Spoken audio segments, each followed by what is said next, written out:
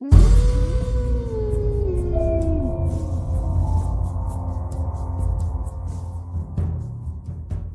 कहानी की लेखिका है सोनिया सैनी।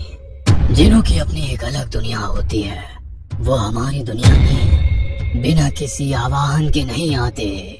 जरूर किसी ने उसे अपने स्वार्थवश यहाँ बुलाया होगा, लेकिन मेरी बच्ची ही क्यों? आप मुझे कल तक का समय दो, मैं अपनी साधना से पता लगाता हूँ ये जिन यहाँ क्यों और कैसे आया है, और आपकी बच्चे से क्या चाहता है। सारी रात आँखों में काटने के बाद अगले दिन सवेरे ही अबू तांत्रिक के पास पहुंच गए। मैंने सारी रात कब्रिस्तान में तंत्र साधना की है। आपकी बच्ची पर बहुत ही शक्तिशाली जिन का साया है। इस जिन को इसकी दुनिया में से एक खास मकसद के तहत बुलाया गया था। इस हवेली में रहने वाले सम्राट ने अपनी अंधी महत्वाकांक्षा को पूरा करने के लिए एक ओझा को पैसा देकर जिनों की दुनिया का रास्ता मालूम किया। वो बहुत पहुंचा हुआ ओझा था। उसने अपनी महानता सम्राट के समक्ष सिद्ध करने के लिए जिनों की दुनिया के राज महाराज के समक्ष साझा कर दिए। जुनूनी सम्राट ने सब कुछ जल्दी और आसानी से पाने की जिद में जिन का आह्वान किया। अपनी दुनिया छोड़कर आने का क्रोध नेत्रों में भरकर जिन ने सम्राट से प्रश्न किया, क्यों बुलाया मुझे? राजा की आंखों में चमक आ गई। उसे लगा कि जिन की सहायता से वो सारी दुनिया को अपनी मुट्ठी में कर लेगा। मैं चांदपुर का सम्राट हूँ, तुम मेरी सेवा में हाजिर हुए हो। मेरी आज्ञा का पालन करना तुम्हारा धर्म है। सम्राट की बात सुनकर जिन ने अट्टहास किया, मैं किसी का सेवक नहीं, मैं पूछता हूँ क्यों बुलाया मुझे? जिन दुगनी तेजी से चिल्लाया और अचानक से पहाड़ की तरफ ऊंचाई में फैलने लगा। यह सब देख राजा को घबराहट होने लगी। उसने तो ओझा की लिखी पुस्तक में पढ़ा था कि जिन इंसान को अपना आका समझकर उसकी हर मुराद पूरी करता है, किंतु ये तो अलग ही मिजाज का जिन है। इंसान ने जब जब अपने दायरे से बाहर निकलकर दूसरी दुनिया को जानने की उत्सुकता में कोई भी मूर्खतापूर्ण कदम उठाया है, तो उसे विनाश ही हासिल हुआ है। मनुष्य बेशक दुनिया का सबसे बुद्धिमान और ताकतवर जीव है, किंतु हर बार उसका अध्ययन और अनुमान सटीक बैठे ऐसा जरूरी तो नहीं। ओझा के अनुमान के उलट ये जिन सृजन नहीं, विनाश लेकर आने वाला था। जिन फिर से गुर्राया, क्यों बुलाया मुझे मेरे लोग से? मामा जल्दी घर चलो। सचिन ने आकर माँ को झिंझोरा। सचिन की आवाज से माँ वर्तमान में लौट आई। क्या हुआ? कोई खास बात है क्या? माँ, खुद अपनी आंखों से चलकर देखो क्या हुआ है।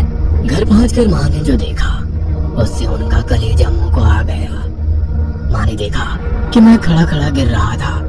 विनी दोहरी आवाज में कुछ बोल रही थी। एक आवाज उसकी खुद की थी जिसमें वो मदद के लिए पुकार रही थी, और दूसरी मर्दाना आवाज बहुत भारी और गरज के साथ आ रही थी। मर्दाना आवाज स्पष्ट नहीं थी, लेकिन इतना जरूर समझ आ रहा था कि वो कुछ धमकी भरी बात कर रहा है। विनी का शरीर पूरा कर चुका था, गर्दन बाएं ओर झुकी हुई थी, मुंह से बेतहाशा गिरती लार ऊपर की ओर चढ़ी हुई आंखें, और दोनों हाथ मानो अलग अलग दिशा में मरोड़े हुए प्रतीत हो रहे थे। उसके खुले बिखरे बाल पूरे दृश्य को और भयावह बना रहे थे। दूसरी ओर सोनी दीवार की ओर मुंह किए जाने की बड़बड़ा रही थी। घर पहुंचते ही इतनी भयानक स्थिति देखकर माँ थर थर कांपने लगी। हाथ जोड़कर विनी और सोनी को छोड़ देने की गुहार करने लगी। माँ को देखकर सोनी भी गुस्से में माँ की ओर ही घूरने लगी। सब कुछ इतना अप्रत्याशित और डरावना था कि दिमाग तो जैसे अपना काम ही भूले बैठा था, और दिल कह रहा था किसी तरह अपनी जान बचाकर यहाँ से भाग लो। हमसे गलती हुई जो इस हवेली में रहने आ गए। तुम जो भी हो, हम कल ही ये हवेली खाली करके चले जाएंगे, फिर कभी लौट कर ना आने के लिए। बस मेरी बच्ची को बख्श दो। माँ विलाप कर रही थी। तू मेरी किशन को ले जाएगी?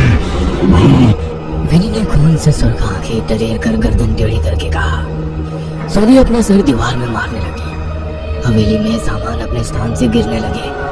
भवन के जर्जर पड़े भाग में एक हिस्से की छत गिरने की आवाज से हम सभी की चीख निकल गई। उधर वो जोर जोर से अट्टहास कर रही थी। हम सभी के क्रोने पीटने के बीच जाने का अम्मा भी आकर हमारे पीछे खड़ी हो गई। हमें पता ही नहीं चला। अम्मा ने उर्दू में कुछ लफ्ज फुसफुसाए और सोनी के सर पर हाथ रख दिया। सोनी का शरीर तुरंत जिन के कब्जे से मुक्त हो गया। अम्मा के मंत्र की ध्वनि सुनकर विनी कानों पर हाथ लगाए वहां से अपने कमरे की ओर दौड़ पड़ी। हवेली में उठ रहा तूफान भी शांत हो गया। हम सभी एक दूसरे को गले लगाकर बेसुध हुए रोते जा रहे थे। अम्मा, आज आप ना आती तो वो शैतान मेरी सोनी को भी अपने कब्जे में ले लेता। वो हम सबको कहीं नहीं जाने देगा। हम सब यही एक एक करके मारे जाएंगे। सचिन ने रोते हुए कहा। अम्मा, आप ही कोई उपाय सुझाइए। आप अपने मंत्र से मेरी विनी को भी ला दीजिए। मैं कुछ नहीं कर सकती मैडम, ये तो बस कुछ ही देर तक असर करेगा। उसके बाद जिन चाहे तो फिर से अपना कब्जा जमा सकता है। आप अपनी कहानी पूरी करिए। आगे क्या हुआ, मुझे पूरा सच जानना है। जिन का क्रोध बढ़ गया। उसने इफरित की मांग की। सम्राट इफरित का अर्थ नहीं समझ सका। उसने जिन को धन दौलत गहनों का लालच देने का प्रयत्न किया। जिन ने क्रोध में अपना आपा खो दिया और उसने सम्राट की उसी क्षण हत्या कर दी। उसके बाद जिन ने जो भी उसके सामने आया सबका खून पी लिया। पूरी हवेली लाशों से पटी पड़ी थी। धीरे धीरे लाश वहीं पड़ी सड़ने लगी। पूरे गांव में खबर फैलने के कारण कोई भी हवेली के आसपास तक नहीं आया। लाशों की सड़न, सीलन और हवेली में फैले घुप अंधेरे में जिन को सुप्त अवस्था में पहुंचा दिया। बरसों तक इंसानी हलचल ना होने के कारण जिन सबसे भीतर के बदबूदार और सीलन भरे कमरे में लुप्त हो गया। बरसों बीत गए। दशक बाद भी जब वहाँ कोई अनहोनी ना घटित हुई तो लोग धीरे धीरे उस हादसे को भूलकर हवेली के आसपास आने जाने लगे। फिर अंग्रेजी हुकूमत ने वीरान पड़ी हवेली को डाक बंगला बनाकर मेरे पिताजी को यहाँ भेज दिया। धीरे धीरे हवेली की साफ सफाई की गई। भीतर के जिस कमरे में मेरे अम्मी अब्बू रहने आए वहीं जिन भी अदृश्य रूप में विद्यमान था। दशक बाद इंसानी जिस्म की महक पाकर वो क्रोध में भर उठा, किंतु जैसे ही उसने मेरी आपी रेशम को देखा वो उसके जिस्म की महक से मचल उठा। इफरित वो खुशी से झूम उठा। इफरित यानी जिन की महिला साथी। जिन लोक में उनके लिए धन दौलत ऐश्वर्य किसी भी वस्तु की कोई कमी नहीं थी। बस एक ही वस्तु थी जो जिन लोक में नदारत थी, वह थी इफरित यानी महिला जिन। अक्सर इफरित को पाने के लालच में जिन अपना लोक छोड़ इंसानी आवाहन पर धरती लोक चले आते हैं। जिन मंत्रों का उच्चारण करके राजा ने जिन को बुलाया था वो सभी अरबी भाषा में लिखित थे, जिनका वास्तविक अर्थ राजन नहीं समझते थे। वास्तव में उनका अर्थ ही था, आओ इस दुनिया में तुम्हारा स्वागत है, अपने लोक के सारे सुखों को त्याग कर आओ। आओ तुम्हारी इफरित तुम्हारा इंतजार कर रही है। आओ और संपूर्णता के एहसास के साथ इस लोक में बसर करो। इफरित का साथ पाकर स्वयं को अन्य जिनों से श्रेष्ठ घोषित करो। जिस इफरित के लिए जिन अपना लोक छोड़ कर आया था वो उसे मेरी आपी में नजर आ गई। 13 बरस की नाजुक सी, रुई के फाहे जितनी सफेद और कोमल, जिसकी मुस्कुराहट पर मानो हर सिंगार के फूल झड़ते हो, जिसकी बोली पूरी हवेली को झंकृत कर देती थी। जिनकी काली नजर उस पर पड़ चुकी थी। अब वो किसी भी कीमत पर संपूर्ण होना चाहता था। उसने अपनी शक्तियों से अम्मी अब्बू के जीवन में मान सम्मान ऐश्वर्य और रुपयों की बरसात करा दी।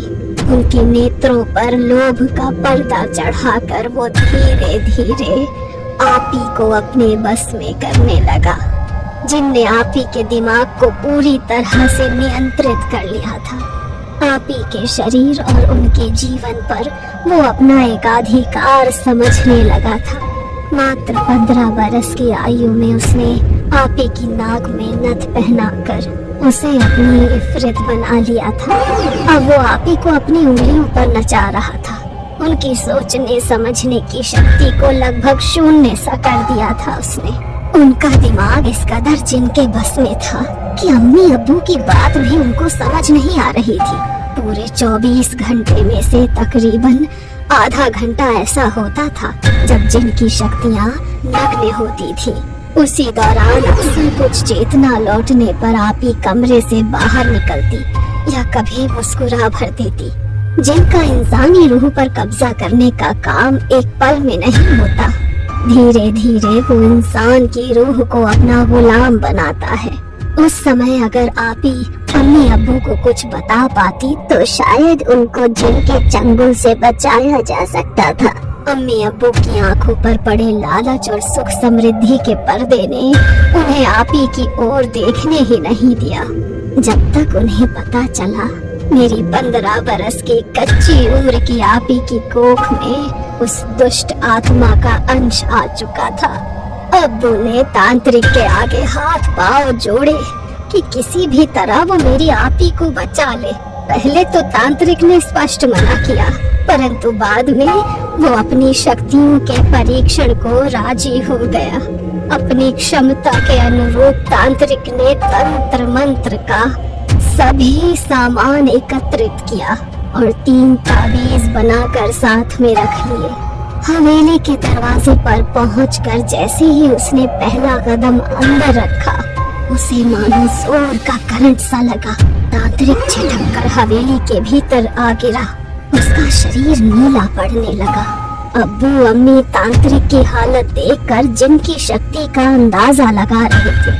किसी तरह गिरते पड़ते भी तांत्रिक ने सारी विधि का सामान जमीन पर बिछाकर जैसे ही तंत्र शुरू किया, एक जोरदार आंधी आई और सब अपने साथ उड़ा ले गई।